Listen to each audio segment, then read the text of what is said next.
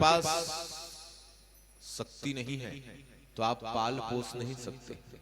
पालन के लिए शक्ति की आवश्यकता होती है। बल होना चाहिए, धन होना चाहिए, बुद्धि होनी चाहिए, ये सब शक्ति का स्वरूप है। तो कहे कि पालन करने के लिए शक्ति चाहिए।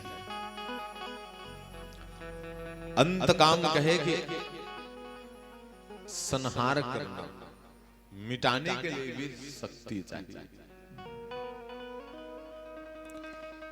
अगर घर में मिट्टी का तेल छिंचा गया हो और किसी व्यक्ति के हाथ में अगर माचिस की पुड़िया दी जाई हो और वो शक्तिहीन हो, उठ नहीं पा रहा है, ना तो उंगली हिला पा रहा है, ना हाथ, तो वो घर को जला नहीं सकता है। शक्ति नहीं है तो वो संहार नहीं कर पाएगा, अंत नहीं कर पाएगा। ये तीनों के तीनों देवता शक्ति के अधीन है कहे, और शक्ति ने ही, आदि शक्ति भगवती ने ही इन तीनों देवताओं को जन्माई है। ये तीनों देवताओं की जननी है, माता है। माता से बड़े कोई नहीं कहे माता, माता से बड़े कोई नहीं कहे। माता है जो श्रेष्ठ है। माताएं आप सबकी अद्भुत महिमा। ये जो पुराण है ना, ये देवी पुराण, ये आप सब माताओं की कथा है, माताओं की कथा है। और आज बड़े सौभाग्यवान हैं हम सभी भक्तजन कि आज का जो दिवस है ये बड़ा महान दिवस है। ये पुराण जो है माता का पुराण है, माता की कथा है, और आप सभी माताएं अत्यधिक मात्रा में हैं। और आज का जो दिन है ना, हम आपको बताएं और बताएं ही साथ साथ बधाई दें कि आज अंतरराष्ट्रीय नारी दिवस है। आज अंतरराष्ट्रीय नारी दिवस है। तो सभी मेरी माताओं को, पूरे जगत की, पूरे संसार की माताओं को इस मां जगदम्बा के कथा के व्यास की ओर से अंतरराष्ट्रीय महिला दिवस की बहुत बहुत शुभकामनाएं, बहुत बहुत शुभकामनाएं।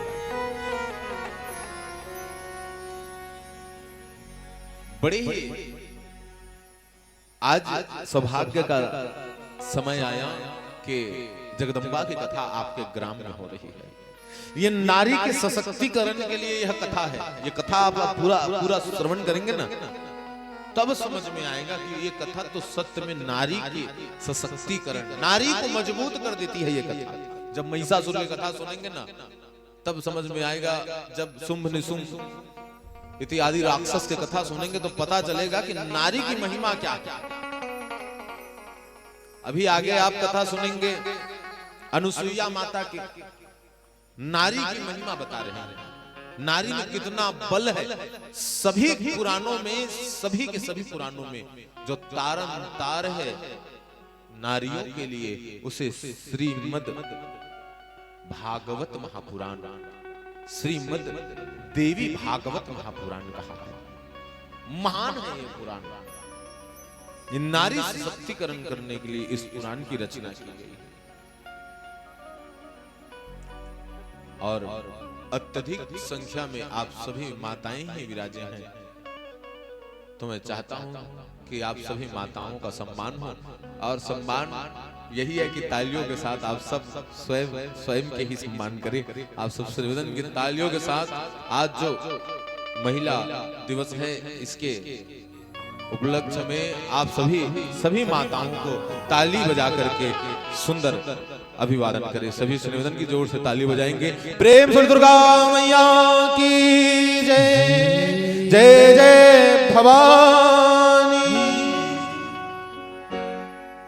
आज जगदम्बा के चरणों में ब्रह्मा विष्णु महेश बैठे। जगदम्बा ने ब्रह्मा विष्णु और महेश को जन्माई है, जन्म दी। कहते हैं कि जब श्री हरि जगदम्बा आदि शक्ति भवानी को देखे तो देख करके चरणों को प्रणाम करने लगे हैं। माता प्रणाम कैसे करते हैं? तो देखिए कहते हैं नमो देव्ये प्राकृते च विद्यात्रये सततां नमः कल्यायने कामदये च वृद्धये सिद्धये नमो नमः। नमो देव्ये प्राकृते च, माता को प्राकृति कहा गया है। क्या कहा गया है? प्राकृति। माता जो है प्राकृति है। नमो देव्ये प्राकृते च विद्यात्रये सततां नमः।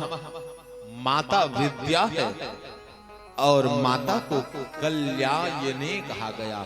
कल्याण करने वाली कल्यायिनी है और जगदम्बा को कामदये कहा गया। कामना को पूरा करने वाली सुंदर देवी है। लेकिन पहले कहा कि प्राकृते च, प्राकृति है माता। अब समय बदलता जा रहा है और बड़ा विचित्र समय आने वाला है। अभी हम सब पानी के बोतल लेते हैं, पानी बोतल लेते हैं और लेकर के पीते हैं। तो पानी बोतल क्यों लेकर के पीते हैं जानते हो? कैसे? दो कारण होता है। पहला कारण कि एक तो पानी नहीं हो, आसपास कहीं पानी नहीं हो तो भाई लेके पीना पड़ेगा, ठीक है। दूसरा कारण है कि अच्छा पानी नहीं है, गंदा पानी अगर आ रहा है किसी बोर से, किसी नल से, तो कौन पिएगा? उससे अच्छा लेके पी ले। तो पानी लेकर के पीते हैं। आज हम सब पीते हैं कि नहीं? एक समय आएगा इसी प्रकार अगर प्राकृतिक का विनाश होता जाएगा, मां का विनाश होता जाएगा, तो संतान का विनाश होगा ही होगा, है ना। यहां सब माताएं बैठे हैं। जब कोई बालक जन्म लेता है ना, तो माता को बड़ा ही सचेत से चलना पड़ता है। अगर माता कोई ठंडा खा ले, आइसक्रीम खा ले, कुछ और कुछ खा ले और कुछ खा ले ना, तो बच्चे को भी सर्दी लग जाएगी। लगता है कि नहीं? कैसे पाछू वाला मला दाई मला पूछा था, लगते कि नहीं? तुम बताओ, लगते ना? आइसक्रीम खा ली दही हा तलैका मला सर्दी लग। माता से संतान जुड़ा होता है। अगर माता का विनाश होगा, अगर माता कहीं अन्य दुष्कृत कार्य में फंस जाएगी, और अगर माता का विनाश होगा तो संतान का विनाश होगा। उसी प्रकार से ये प्राकृति माता है और आज हम इस प्राकृतिक का विनाश कर रहे हैं, सत्यानाश कर रहे हैं। देखो कितना ज्यादा पेड़ कट रहे हैं, बहुत संख्या में पेड़।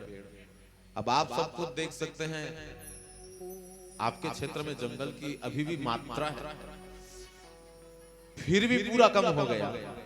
एक समय ऐसा आएगा कि पूरा का पूरा कम हो जाएगा। फिर आदमी आज पानी का बोतल लेकर के पी रहा है, एक समय ऐसा आएगा कि गैस सिलेंडर लेकर के घूमना पड़ेगा। गैस सिलेंडर लेकर के हवा को भी लेना पड़ेगा पैसा से। पैसा दोगे, हवा लोगे और हवा लेकर के सांस लोगे।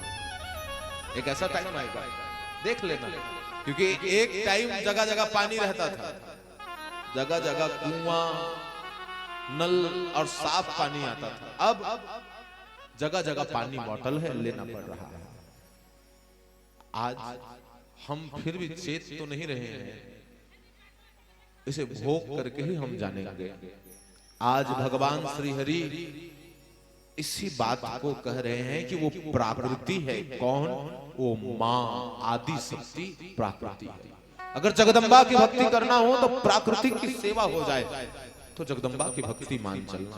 कहे नमो देव्ये प्राकृते च विद्यात्रये सततां नमः कल्यायने कामदये च वृद्धये सिद्धये नमो नमः। प्राकृति हो मां आप हो जो विद्या को प्रदान करने वाली हो। हे दुर्गा आप ही कल्याणकारिणी हो, सभी कामना को पूरा करने वाली। आदि शक्ति मां भगवती को कह रहे, उसी भगवती को कह रहे हैं भगवान शिव।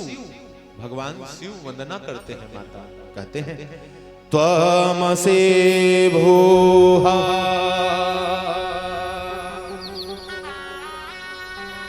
सलीलं पवनस्तखामपि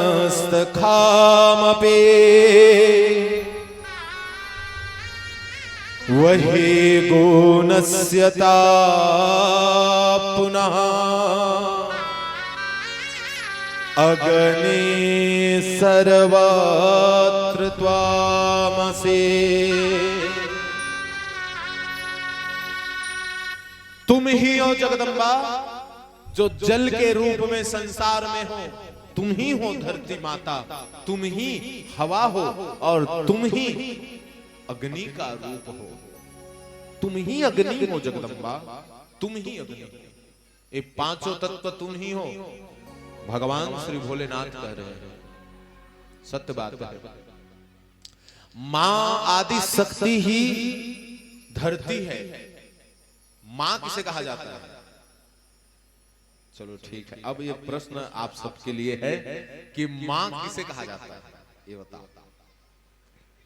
कैसे मां किसे कहा जाता है?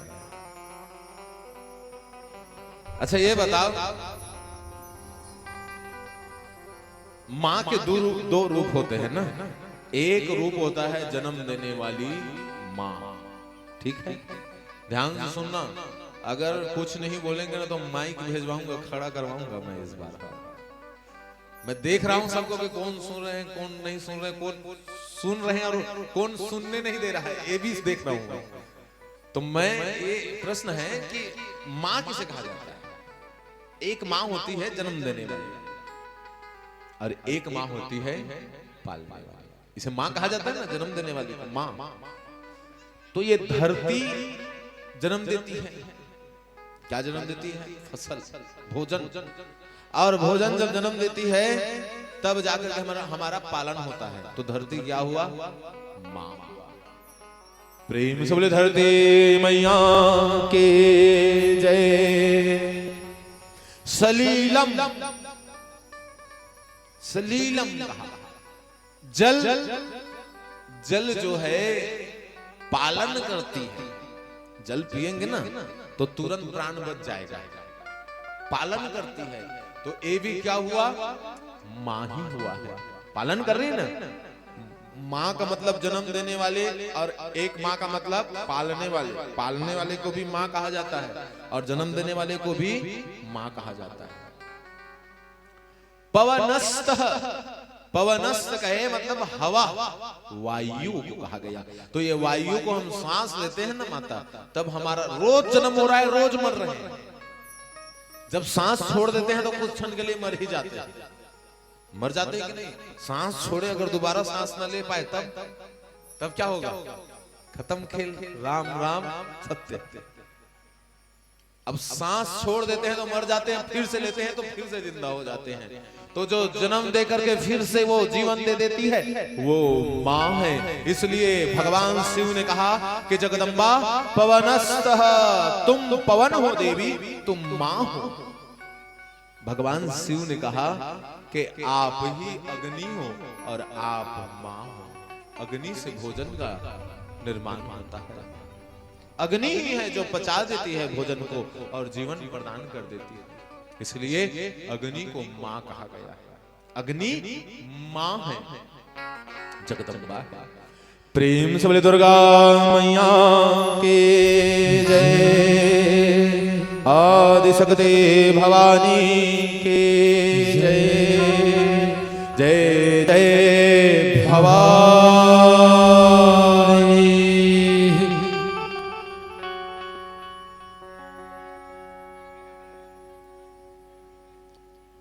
आज मां की महिमा को कहे कि ब्रह्मा